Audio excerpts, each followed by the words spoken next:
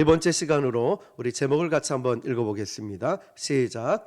로마의 성도들을 보고 싶어한 이유.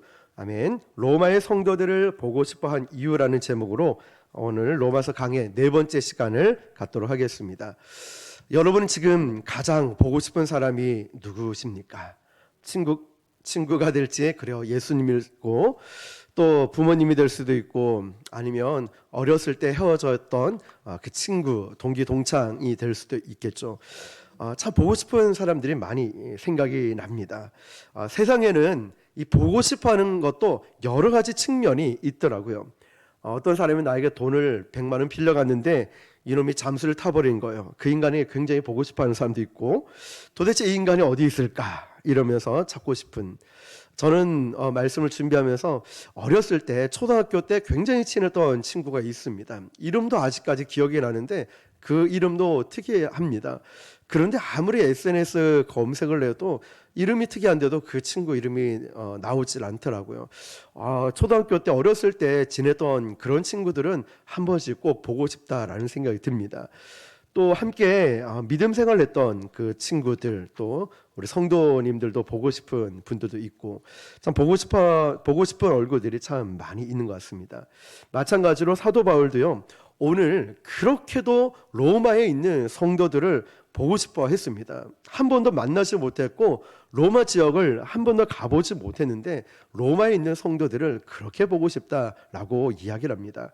우리가 로마서 첫 번째 강의 시간을 나눌 때 서론 부분, 배경을 나누었지 않습니까?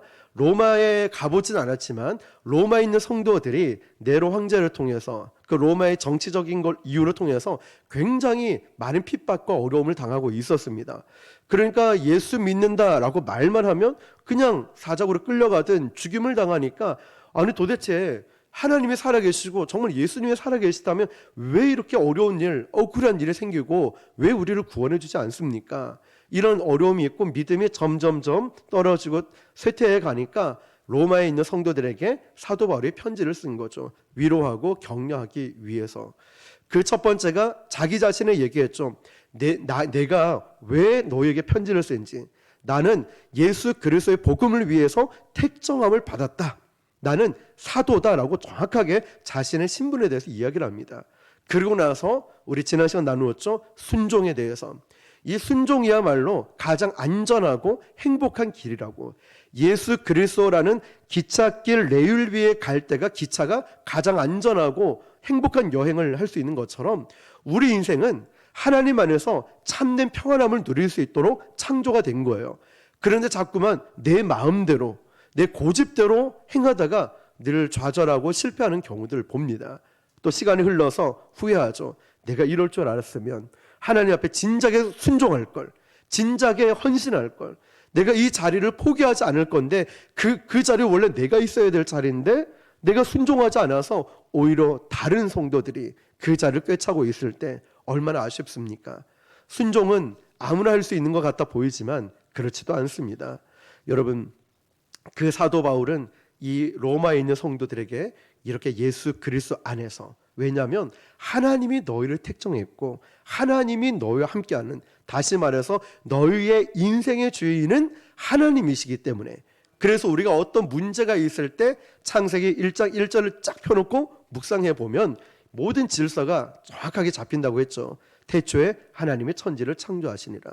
하나님이 우리를 창조하셨고 내 인생을 책임져 주시고 내 모든 문제를 해결자이심을 우리가 다시 한번 깨닫는다면 여러 가지 복잡할 이유가 없습니다. 아주 단순하고 심플합니다. 하나님 앞에 헌신하는 것, 하나님 앞에 드리는 것. 믿음은 복잡한 게 아닙니다. 자, 이렇게 로마에 있는 성도들에게 편지를 쓰면서 내가 너희를 보고 싶어 한다 라고 고백을 하죠. 그렇다면 사도 바울은 왜 한 번도 만나보지 못했고 가보지 못한 이 로마에 있는 성도들을 보고 싶어 할까요? 그토록 보고 싶어 했던 이유는 세 가지 측면이 있는데 그 세 가지를 나눠볼게요. 먼저 오늘 본문 8절을 같이 한번 읽어볼게요. 시작. 먼저 내가 예수 그리스도로 말미암아 너희 모든 사람에 관하여 내 하나님께 감사함은 너희 믿음이 온 세상에 전파됨이로다. 아멘. 자, 이 부분은 서론 부분인데요. 아직 인사하는 차원인데 이 인사 속에는 굉장히 중요한 내용이 담겨져 있습니다. 먼저 로마 성도들을 위해서 기도할 때 항상 뭐가 있다고 했죠? 감사가 있었다고 했죠.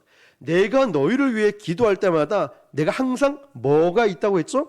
감사가 있다라고 했습니다. 그 감사의 내용이 어떤 것인가 보면은 한 번도 가보지 않고 만나보지 못한 성도들이지만 그렇게 어려운 상황 속에서도 환경 속에서도 그들의 구원을 받아들이고 복음을 듣고 이렇게 잘하는 가운데 그들의 믿음이 온 세상에 온 지역에 전파되고 있기 때문에 감사하지 않을 수가 없다는 거예요.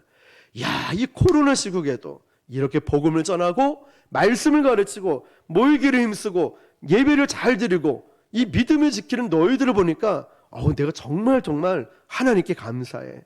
우리 성도님들 바라볼 때 너무너무 감사한 마음이 든다는 거죠. 어제는 꽤 먼 곳에 우리 다녀왔습니다. 청주까지 가서 그 교회에 전도팀 훈련을 시켜 드리고 왔죠. 그런데 이 목사님이 저를 굉장히 보고 싶어 했습니다. 그리고 제가 가니까 성도들도 그렇고 저에 대해서 너무 잘 알고 계시는 거예요. 어떻게 잘 압니까? 물어보면 설교를 하실 때마다 제 얘기를, 우리 교회 얘기를 했다는 거예요. 이런 교회가 있고 이런 목사님이 계시다고. 굉장히 기다리고 있었고 가서 만나서 처음 대면하는 자리임에도 불구하고 얼마나 따뜻하게 환영을 받고 또 얼마나 은혜롭게 기도회를 하는데 그냥 부흥회하는 것 같았어요. 얼마나 뜨겁게 기도를 하시는지. 전도는 둘째치고 그냥 기도회만 했으면 좋겠다 싶을 정도로 기도가 얼마나 뜨거운지 몰라요. 그런데 그분도, 그 목사님도 저를 굉장히 보고 싶어 했고 저 역시도 그렇게 칭찬하고 격려하고 있는 이 목사님과 이 교회를 너무너무 가고 싶어 했었죠. 다 그런 복음으로 하나됨이 있었다는 거죠. 사도 바울도요, 지금 로마 교회 성도들을 기도하면서 가슴에 품을 때마다 그들이 감사할 수 있었던 것은 너희 믿음이 온 세상에, 온 지역에 전파되었기 때문에 내가 참 감사하다라고 하는 거죠. 그런데 왜 사도 바울은 그토록 사도행전에 보면은 사도 바울은 이 성도들을 포기를 하지 않습니다. 좌절할 만한데도 다시 일어서고 다시 시도하고 그러면서 로마에 있는 성도들을 보기를 원하고 만나고 싶어 했다는 것이죠. 포기하지 않는 데서 능력이 나타나는 것이죠. 그 이유가 뭘까요? 10절 11절입니다. 시작. 어떻게 하든지 이제 하나님의 뜻 안에서 너희에게로 나아갈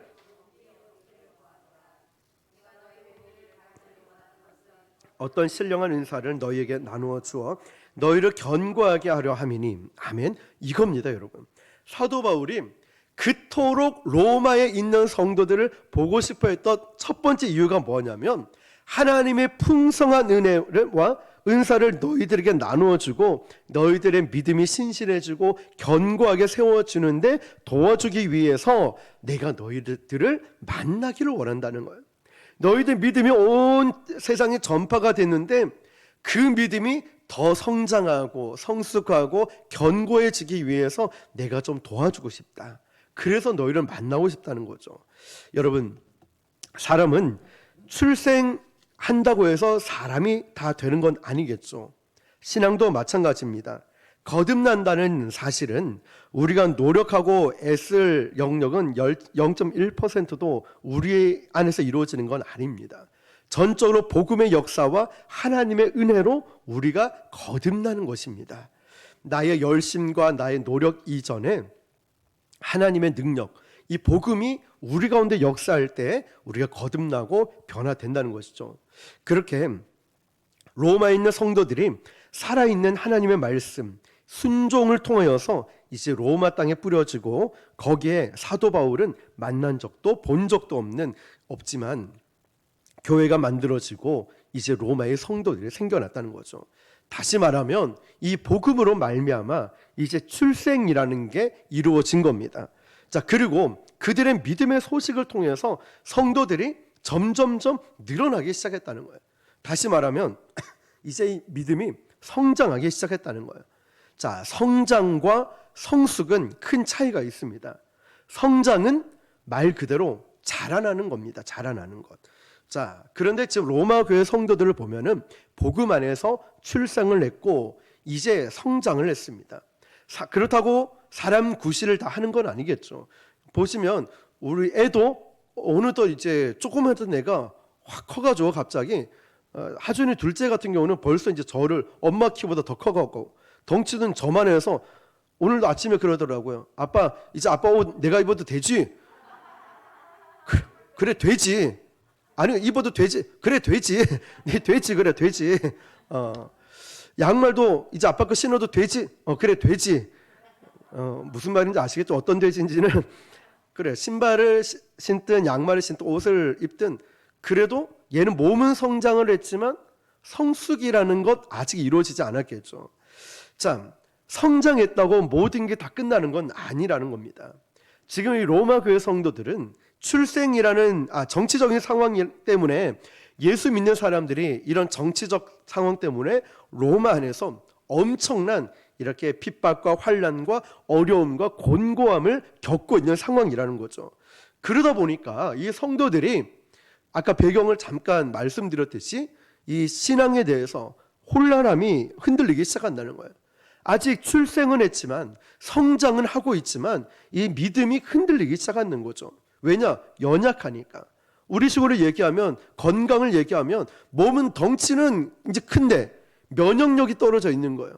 덩치는 큰데 성숙이 이루어지지 않으니까 아무것도 아닌 일에 삐지고 울고 이렇게 기분 나빠한다는 거죠. 성숙이 이루어지지 않으니까.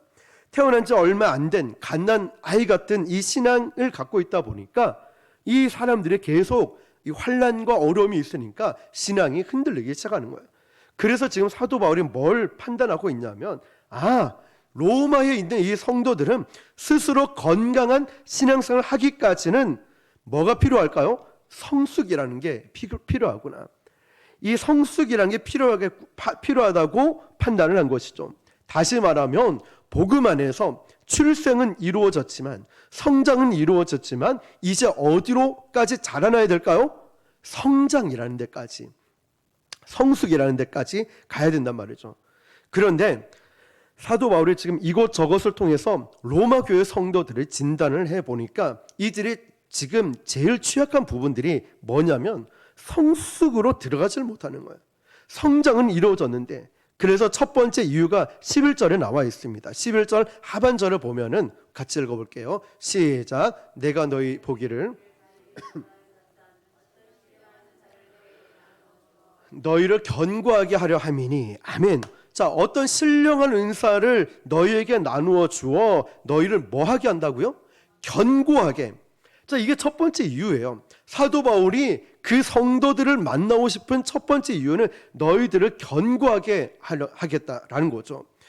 예전에 초등학교라고 부르기 전에는 초등학교를 뭐라고 불렀죠?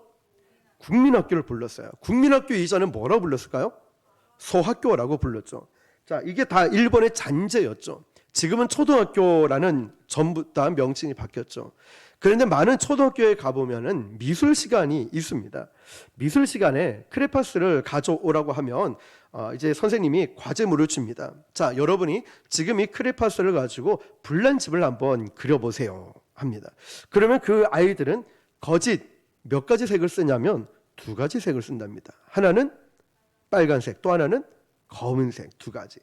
빨간색은 불타는 장면이고 검은색은 타고난 재를 그린다는 거죠.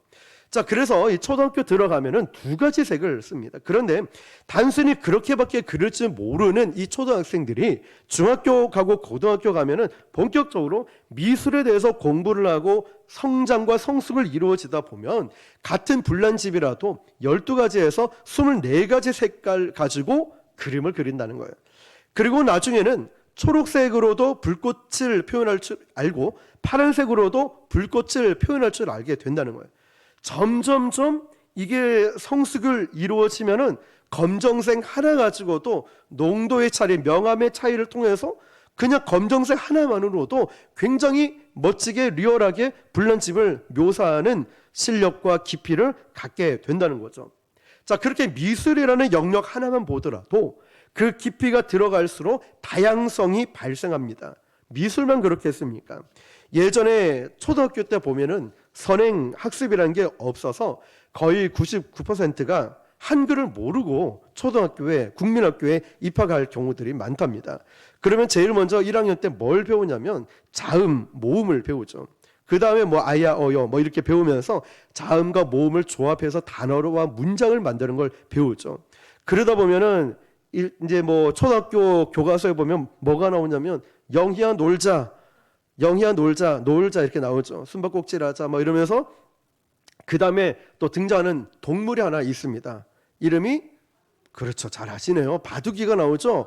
그 많고 많은 강아지 이름 중에 바둑이를 기억하시네요. 자, 눈밭에서 영희와 바둑이가 막 뛰어놀다가 그러면 또 외로우니까 남자친구가 딱 등장합니다. 이름이 철수가 등장하죠. 이상하네. 어떻게 그래 다 잘 같은 학교 나오셨나요? 예. 어쨌든 영희가 막 눈밭에 바둑이와 놀다가 철수가 딱 등장을 합니다.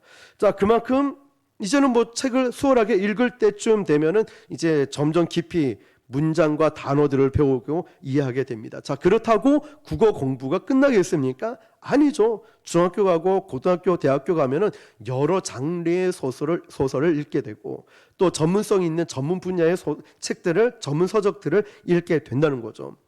그러면 그럴수록 느끼는 게, 야, 우주는 엄청 넓구나. 어마무시하게 정말 넓은 영역이 있다는 걸 그제서야 깨닫게 된다는 거죠. 자, 마찬가지예요.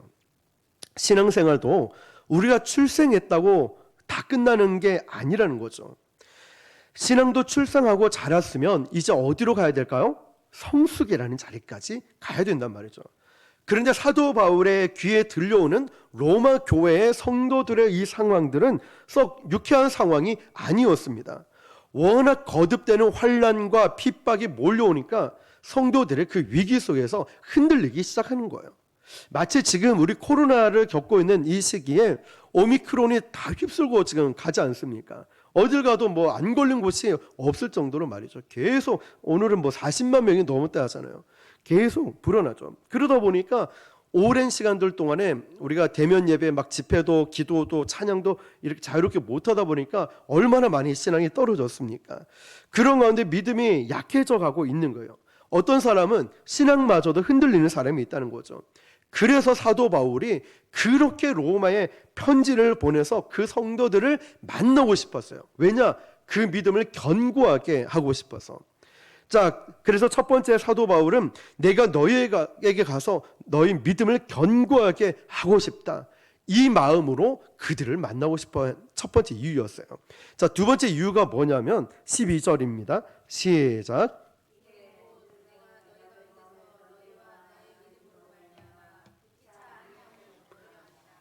아멘. 자, 여기서 사도 바울에게 참 인간적이고 겸손한 태도를 놓쳐서는 안 되는데요.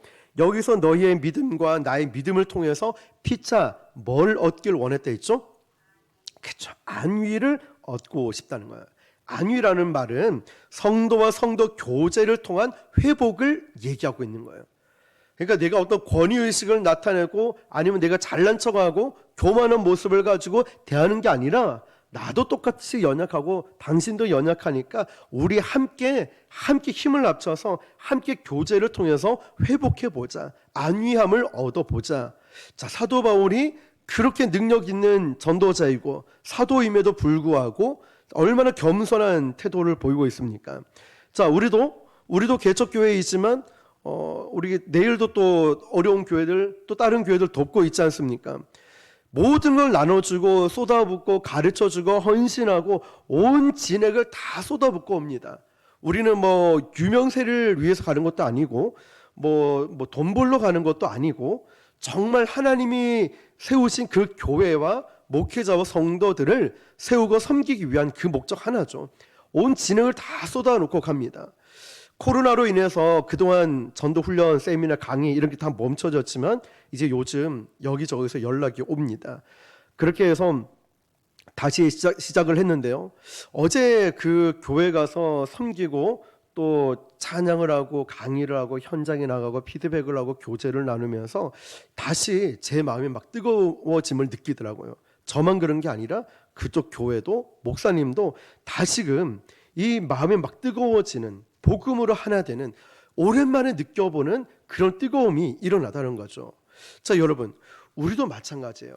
우리도 너무나 팍팍하게 짜여진 일정 속에서 너무나 회사 일과 가정 일과 또 내 건강과 인간관계와 여러 가지 일로 너무 분주하고 바쁘고 힘들게 살아오다 보니까 이런 복음의 감격을 잊고 살 때가 있어요. 복음의 감격을 잊어버려요. 혹시 그렇진 않습니까? 우리는 문제에 집중해서는 안 됩니다. 문제의 근원자이신 해결자이신 하나님께 집중을 하는 거예요.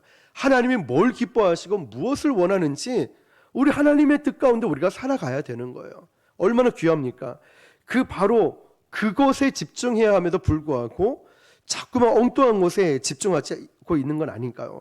자, 우리는 분명히 헌신하고 희생하고 온 지능을 다 쏟아붓는 것 같아 보이지만 진짜 거기에서 나오는 게 뭘까요? 그 성도들 간의 만남과 복음으로 하나됨을 통하여서 잃어버렸던 감탄, 잃어버렸던 감격들이 다시금 우리 심령에서 회복이 된다는 거죠. 우리가 어떤 일을 하는 것보다 복음 안에 하나됨, 성도들의 하나됨 연합에서 말이죠. 오늘 사도 바울은 겸손함으로 그 성도들에게 그렇게 이야기를 하는 거예요. 피차, 다시 말하면 너와 너의 믿음, 나의 믿음이 함께 연합해서 서로 안위를 얻길 바란다. 그러니까 이 목사가 어떤 집사님을 만나서 같이 믿음의 교제를 나누면서 안위를 얻는 거예요. 뭐냐? 마음의 평안함을 얻는 거예요. 동역자니까 집사님 많이 힘드셨죠. 목사님은 얼마나 힘드시겠어요. 서로 안위를 얻는 거예요. 목사님 많이 피곤하시죠? 힘드시죠? 제가 기도하고 있습니다. 힘내세요. 이런 문자 한 통, 카톡 한 통에 안위를 얻는 거예요. 제가 누군가에게도 메시지 보낼 때 한 번도 하트, 남자 성도입니다. 하트 성도가 아니고 하트를 보낸 적이 없는데 하트를 3개씩이나 보내오며 야, 이분이 저의 메시지에 감동을 받고 이분도 저에게 감동을 줘요. 피차 안위를 얻는 거예요. 표현은 우리 경상도 사람이라 잘 못하는 경우도 많지만 그런데 문자 한 통에 카톡 하나에 또 눈빛 하나에 말 한마디에 피차 안위를 얻는 거예요. 제 사도 바울이 그 얘기를 하는 거예요. 난 사도야, 나 사도야 이런 것도 아니라 그 성도들에게 대하면서 겸손하게 이야기하는 거예요. 나의 믿음과 너의 믿음이 잘 연합해서 서로 안위를 받길 원한다. 이 고백을 하는 거예요. 얼마나 멋진 고백입니까? 저는 우리 교회에 이런 귀한 사역들을 통하여서 우리 안에 먼저 회복이 있고 또 여러분에게 메시지 한 통 한 통 보내고 또 전화를 하거나 만났을 때도 이런 안위가 있기를 축복합니다. 우리는 그런 교회가 되어야 돼요. 왜 지난주 왜 교회 안 왔어? 수요일에 왜 안 왔어? 새벽기도 왜 안 왔어? 뭘 하는 게 아니라 우리 지난주 설교 기억하시죠? 오라 우리가 여호와의 산에 오르자. 이렇게 말하는 거는 함께 하나됨을 의미하는 거예요. 정죄하고 판단하는 게 아니라 함께 은혜의 자리에 가자. 이 은혜의 자리에서 회복하자. 내가 널 위해 기도하고 있다고. 진심 어린 눈물의 고백이 그 사람 마음을 변화시킨다고 했잖아요. 그때 간증을 통해서 말이죠. 우리가 그런 교회가 되고 먼저는 저와 여러분 수요 예배 드리는 저와 여러분이 그런 존재가 돼야 돼요. 우리 정말 피차 안위함을 얻을 수 있도록. 자, 마지막 3번째. 로마에 있는 성도들을 왜 보고 싶어 했냐면 14절입니다. 같이요. 시작.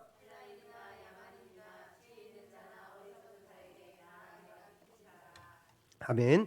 사도 바울이 자기 자신을 가리켜서 내가 빚진 자다라고 자기를 다 얘기를 합니다. 한마디로 나는 빚진 자다. 자, 이 말이 갖는 의미는 정확하게 이런 뜻입니다. 여러분 혹시 빚져 보셨습니까? 빛의 자녀는 빚의 자녀가 아니겠죠.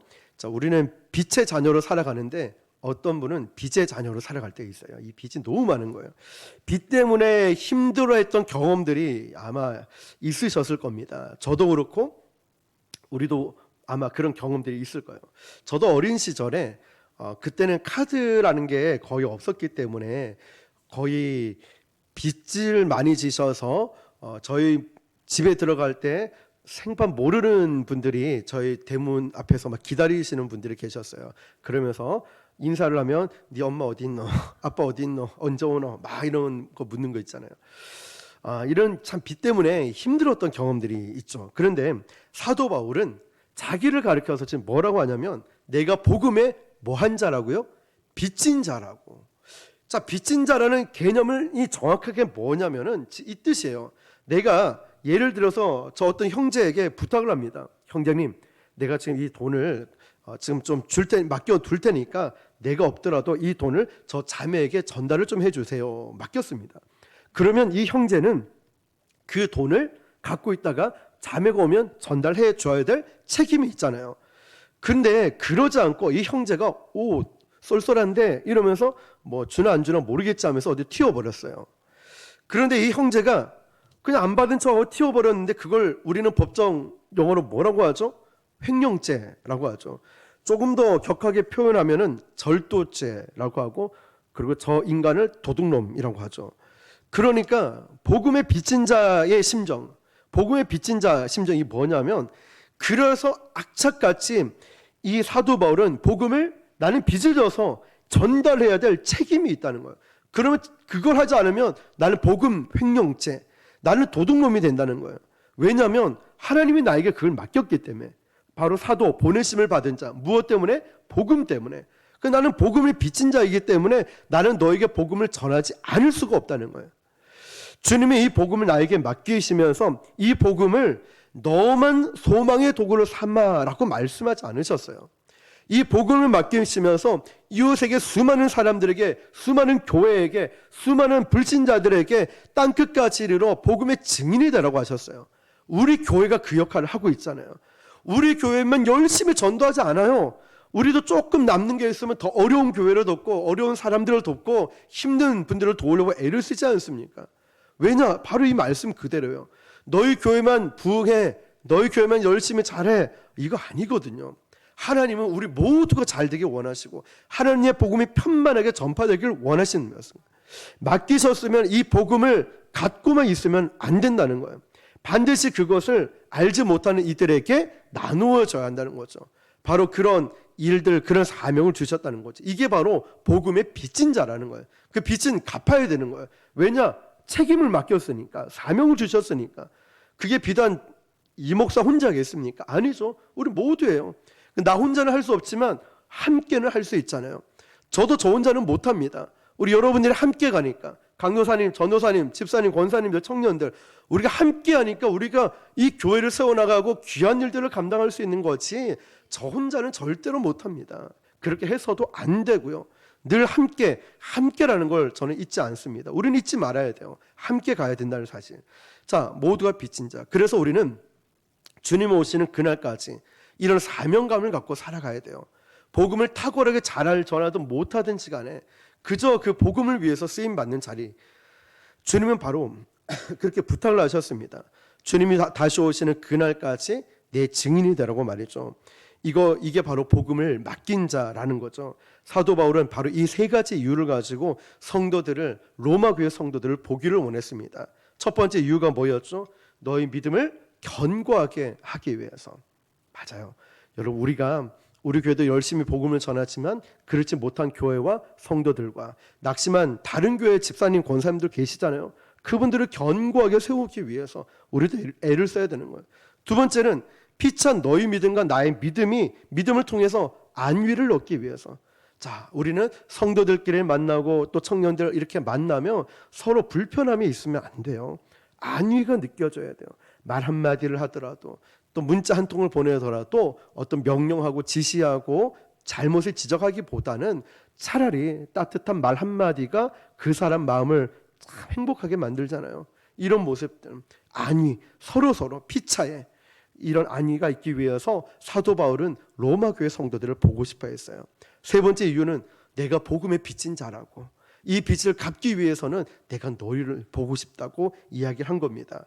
사도 바울이 로마 성도들을 보고 싶어 했던 세 가지 이유가, 우리가 이 땅에 머무는 동안 하나님의 명령을 붙들고 우리 교회는 정말 본질에 집중한, 엉뚱한 것에 생각, 마음, 물질을 쏟는 것이 아니라 정말 주님이 기뻐하시는 영혼을 살리는데, 생명을 살리는데 이런 중요한 이유가 있다는 걸 기억하시면서 이런 고백들이 우리 안에도 일어날 수 있기를 바랍니다. 첫 번째, 믿음을 견고하기 위해서 우리는 성도들을 부단히 또 불신자들을 돌아봐야 한다는 것. 두 번째는 피차 안위를 얻기 위해서 세 번째는 복음의 빚진 자니까 이걸 갚기 위해서. 오늘 이 세 가지 말씀을 잘 기억하면서 사도 바울과 같은 고백이 저와 여러분에게 있기를 주님의 이름으로 축원합니다. 우리 이 시간 함께 기도하겠습니다. 오늘 주신